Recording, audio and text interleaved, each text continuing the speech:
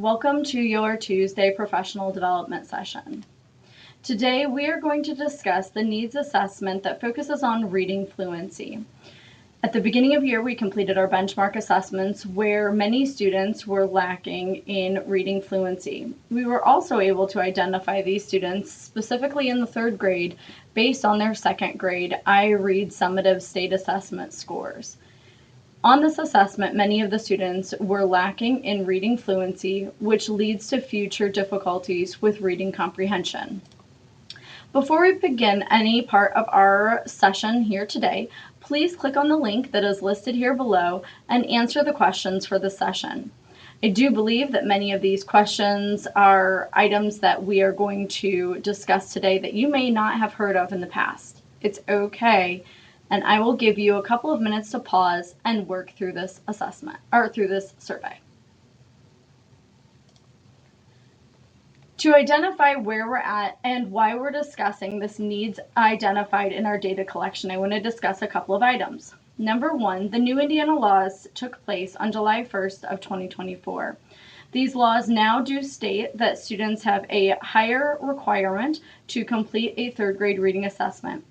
In the law, it states that students will not be able to go on to the fourth grade without reading the third grade reading passage. The law also states that second grade reading data collection will occur. Second grade students will complete the same summative assessment in second grade that third graders do.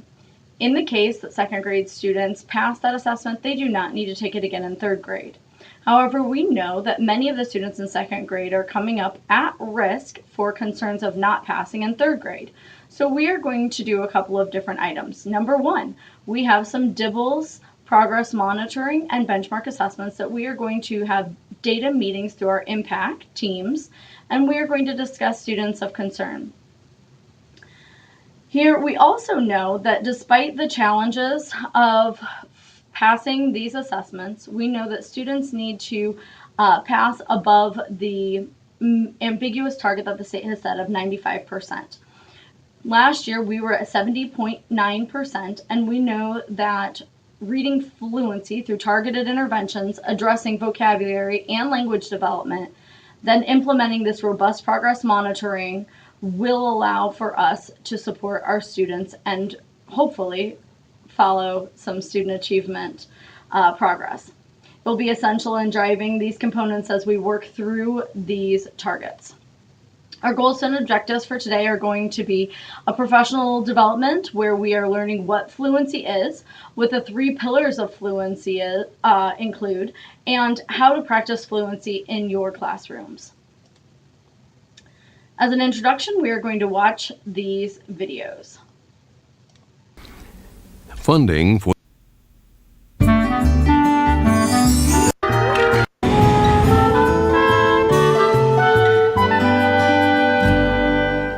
Hi, I'm Deborah Norville. Today I'm interviewing a well-known reading expert and librarian. Here from the PBS Kids show Between the Lions is Theo Lyon.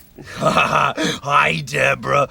Boy, I'm a big fan of yours. I've always lionized you. Thank you. So, Theo, tell me, what is reading fluency? Oh, Deborah, if I may, I've actually prepared some remarks on the subject.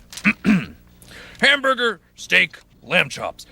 Oh, I'm sorry. That's my shopping list. Oh, yeah, here we go. Yes. Fluency is the ability to read quickly and easily. It means you can decode individual words accurately and automatically and understand those words as you read them. Much as I did just now. Yes, you really read that with feeling. Oh, thank you. But tell me, why is fluency important? Oh, well, Deborah, a kid who reads haltingly works so hard on just the mechanics of reading that there's no mental energy left to understand the meaning. That's food for thought, Theo. That introduction gave us a little bit of insight as to what fluency is. Now on this video, we are going to discuss the three pillars: speed, accuracy, and expression.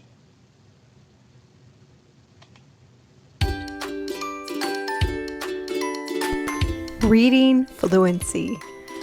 There are many parts to learning to read. This helps you follow the story so that reading is so much more enjoyable.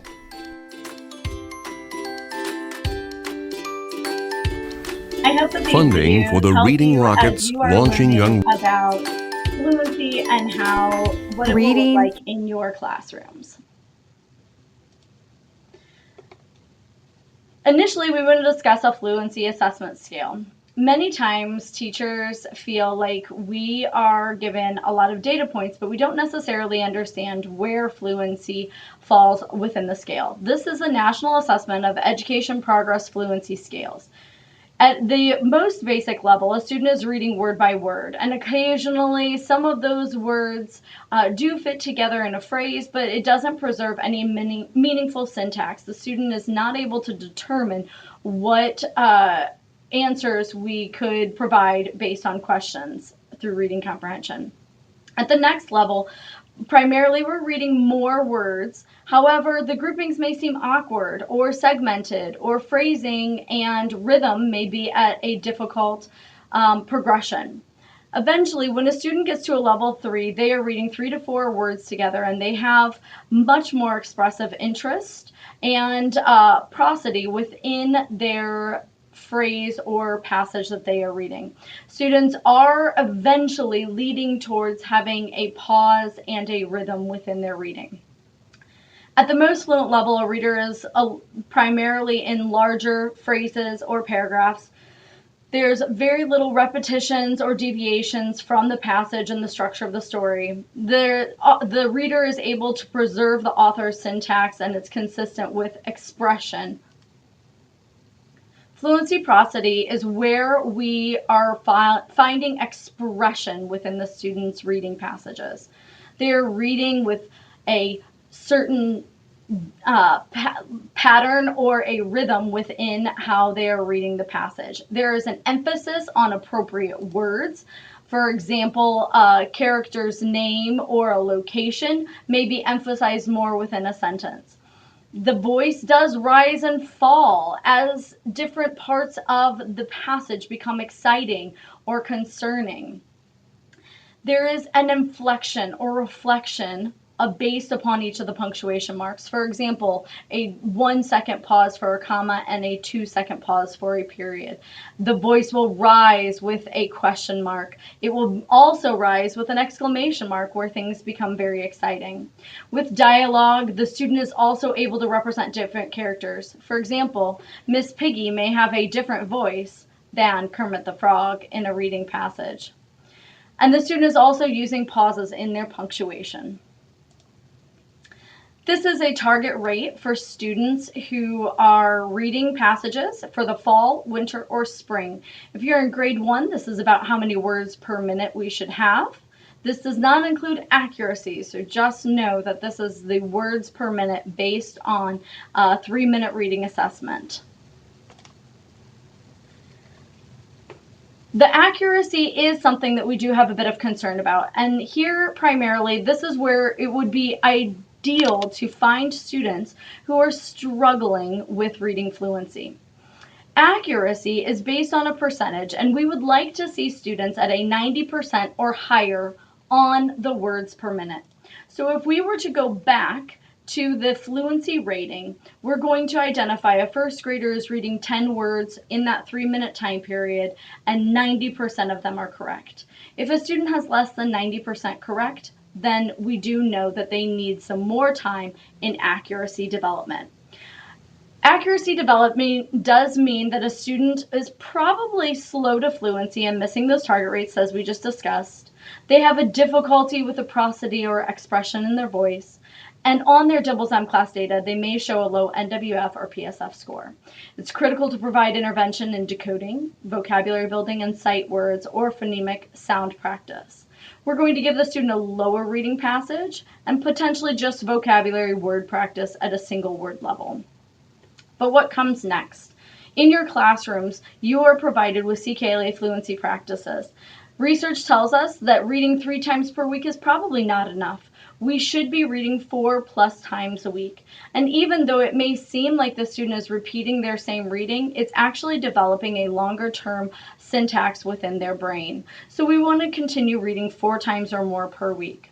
We also have UFLIVE fluency passages that can be given at a lower grade level. So for example, look at your data and determine if a student is not reading at a 3rd grade reading level. Go and determine if the student can read the 2nd grade fluency passages. Assign fluency as a homework activity. This can be a great activity for parents to do with their students, and the student is able to get additional practice. They're able to work on their fluency, accuracy, and rate of speed when they have more practice, especially with an English-speaking adult. If the family does not have the ability for an English-speaking adult to practice with a student at home, I recommend using Seesaw, where a student can record their practice at home, send it to you as the teacher, and you can give some suggestive support for the student as they're continuing on their fluency growth. Now that we've completed this session, please click on the form and fill it out again. This is going to be the 2nd time that your name will populate for me, and I'll be able to determine if you were able to receive the development at a high level where we're discussing reading fluency and the reason why. Please feel free to review any of the references and very important data that we have used to determine how we are going to best support our students and their academic achievement through reading fluency. If you have any questions, please let me know.